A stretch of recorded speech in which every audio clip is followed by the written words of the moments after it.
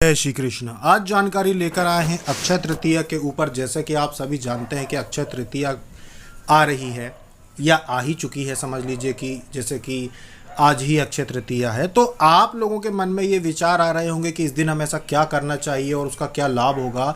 इस दिन क्या सिर्फ शादी विवाह के लिए ही ये मुहूर्त अच्छा होता है या अन्य कार्यों के लिए भी होता है। तो इस विषय पे आज जानकारी लेकर आए हैं कि साल में अगर आप मोटा मोटा हिसाब लगाएं, ज़्यादा बारीकी की बात ना करें, ज़्यादा गूढ़ रहस्य की बात ना करें, तो साल में 2 दिन ऐसे होते हैं। अंदाजा अगर आप देख लो कि 6-6 महीने के अंतर से 2 दिन एक ऐसे होते हैं। एक तो आज 6 महीने पहले दिवाली का और 6 महीने बाद फिर ये अक्षय तृतीया का। यानी कि वर्ष के 12 महीने में हर 6 महीने में एक दिन ऐसा होता है जिस दिन सभी परिवारों के घर में माता लक्ष्मी जो होती हैं वो वरदान देने के लिए आती हैं। वो जब आती हैं तो पवित्रता, शुभ कार्यों में आपकी सहायता करने के लिए आती हैं और ये 2 दिन बहुत महत्वपूर्ण होते हैं। इसीलिए हमने कहा कि अक्षय तृतीया को दिन में या रात में नहीं, दिन में ज़्यादा शुभ माना जाता है, पवित्र माना जाता है। जिनको दिन में समय ना हो वो रात में, लेकिन दिन में भी आप साधना कर सकते हैं, माता लक्ष्मी का जाप कर सकते हैं, उनका कोई भी स्तोत्र पढ़ सकते हैं। माता लक्ष्मी के लिए आप दिया जला सकते हैं। जैसे आप लक्ष्मी साधना करते हैं इस तरह से घर को साफ सुथरा करके, पवित्र करके। और सबसे बड़ी बात ये होती है कि जो लोग साधना ना कर रहे हों वो अक्षय तृतीया के दिन अपनी कोई मनोकामना माता लक्ष्मी से आप मांग सकते हैं। कोई संकल्प ले सकते हैं कि ये जो साल अब रहेगा, अगले 12 महीने रहेंगे, आप कोई बड़ा कार्य करना चाहते हैं तो वो अपनी मनोकामना आप बता सकते हैं। अब माता लक्ष्मी हर घर में आती तो हैं। अब किसी ने कोई संकल्प लिया ही नहीं, किसी ने कुछ मांगा ही नहीं, किसी ने अंदर से कोई ऐसी ऊर्जा ही अपनी जागृत नहीं की कि भाई मैं इस साल में ये करना चाहता हूँ कि मैं अपना व्यापार जमाना चाहता हूँ, या इस साल मैं कोई एग्ज़ाम निकालना चाहता हूँ, या कोई नौकरी चाहता हूँ, या फिर मैं घर बनाना चाहता हूँ, या फिर अन्य कोई भी महत्वपूर्ण कार्य का अगर आपने इस दिन संकल्प ले लिया तो माता लक्ष्मी देखती है कि भाई आज के दिन मैं यहाँ पे आई हूँ इनके घर में और इन्होंने श्रद्धा से ये संकल्प लिया है मुझे साक्षी मानकर कि इनको ये इच्छा पूरी करनी है।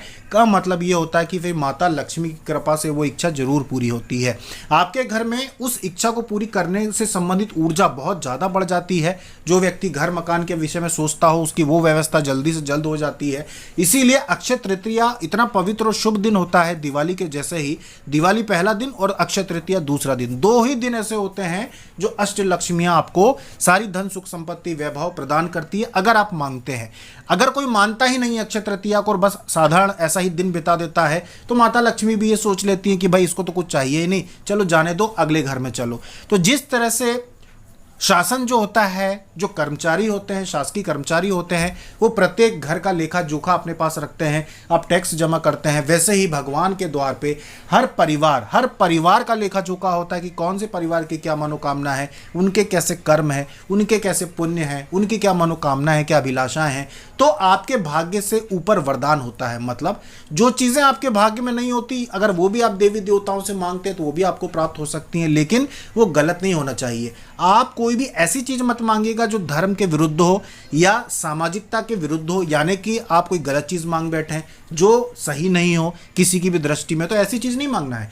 पवित्र चीज़ें मांगना है, पवित्र संकल्प लेना है, जो अच्छे संकल्प हों तो वो पूरे होते हैं। गलत भावना या गलत संकल्प, किसी से बदला लेना है या किसी को नुकसान पहुंचाना है या फिर कोई और गलत भावना अगर मन में हो तो वो नहीं मांगना। सिर्फ और सिर्फ पवित्र सात्विक चीज़ें मांगने से वो पूरी होती है। तो अक्षय तृतीया के दिन जो लोग साधना करना चाहते हो माता लक्ष्मी की साधना कीजिए।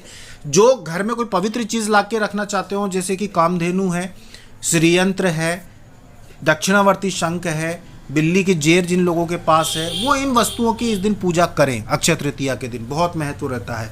और भी शुभ चीज़ें, अगर कुछ नहीं ला सकते आप तो बर्तन, कोई अच्छा सा बर्तन घर में लेके आए, पूजा के संबंधित कोई बर्तन ले आए, पूजा की थाली है, घंटी है, दूसरी ऐसी कोई भी चीज़ लेके आए जो पवित्रता से संबंधित हो।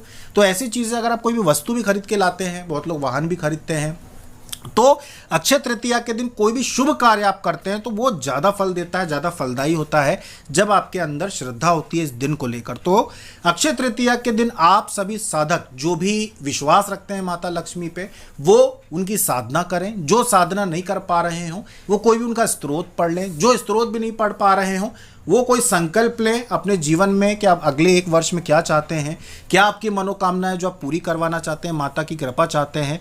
तो अगर आप अक्षय तृतीया के दिन संकल्प लेते हैं अपने मंदिर में ही, घर के मंदिर में ही, या मंदिर में जाकर भी, अगर मंदिर आपके पास में हो घर के तो आप वहाँ पे जाके भी, ऐसा जरूरी नहीं है कि लक्ष्मी जी का मंदिर, किसी भी मंदिर में जाके आप संकल्प लें कि मैं आज अक्षय तृतीया के दिन माता लक्ष्मी को, अष्ट लक्ष्मियों को साक्षी मानकर संकल्प लेता हूँ कि मेरी ये मनोकामना पूरी हो, इसके लिए मैं मेहनत करूँगा। अगर आप ऐसा संकल्प लेके कोई भी मनोकामना मांगते हैं तो वो जरूर पूरी होती है। अक्षय तृतीया अक्षय धन यानी कि अक्षय सुख संपत्ति देने वाली होती है। चाहे वो विवाह होता है तो उसमें अक्षय सुख की प्राप्ति हो, इस मनोकामना से इस दिन विवाह किए जाते हैं। चाहे वो वाहन सुख हो कि भाई इससे हमें ज़्यादा से ज़्यादा लाभ हो, हानि कम हो। चाहे वो भूमि धन घर से संबंधित कोई, भवन से संबंधित कोई कार्य हो, तो यही मनोकामना होती है कि हमें ये अक्षय धन प्राप्ति हो, कभी हमारे भंडार खाली ना जाए। तो इस तरह की भावना के साथ अक्षय लाभ देने वाली होती है अक्षय तृतीया। इस दिन आप कोई भी संकल्प लीजिए, आपका वो संकल्प जरूर पूरा होता है। साथ में ये भी आपको जानकारी दे दें कि जो साधक साधिकाएं साधना से संबंधित सामग्रियां श्री महालक्ष्मी रत्न केंद्र से लेते हैं, वो लोग इस बात का ध्यान रखें कि वो अपनी सामग्रियों को उपयोग करने के बाद समय समय पे उनका पूजन करना चाहिए।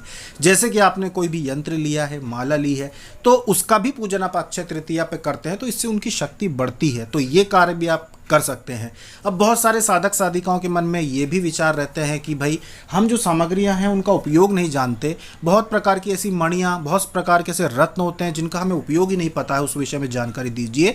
तो इससे संबंधित एक चैनल है, श्री महालक्ष्मी रत्न केंद्र के नाम से एक चैनल आपको मिलता है। उस चैनल पे जितने भी रत्न होते हैं, गुप्त सामग्रियां होती हैं, ऐसी ऐसी जड़ी बूटियाँ और ऐसे ऐसी चीज़ों के विषय में आपको श्री महालक्ष्मी रत्न केंद्र यूट्यूब चैनल पे जानकारी मिलेगी।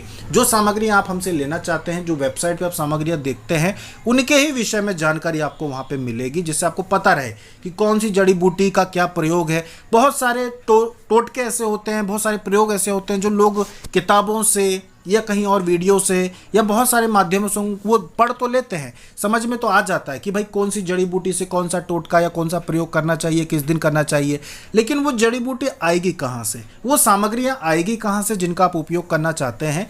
तो वो सामग्रियाँ जो हैं श्री महालक्ष्मी रत्न केंद्र आपको उपलब्ध कराएगा, और उनके ऊपर वीडियो भी श्री महालक्ष्मी रत्न केंद्र यूट्यूब चैनल जो है उस पर जाके आप देख सकते हैं कि कौन सी सामग्री का क्या उपयोग है, कौन से यंत्र का क्या उपयोग है, कौन सी माला का क्या उपयोग है, ये चीज़ें आप देख सकते हैं। साथ में जो साधक साधिकाएं ये अभी निवेदन कर रहे थे लाइव आने के लिए, तो उनको बता दें कि हम जो हैं अभी स्थायी नहीं है एक स्थान पे, कई स्थानों पे आना जाना हो रहा है, इस वजह से अभी लाइव आने की व्यवस्था तो नहीं है।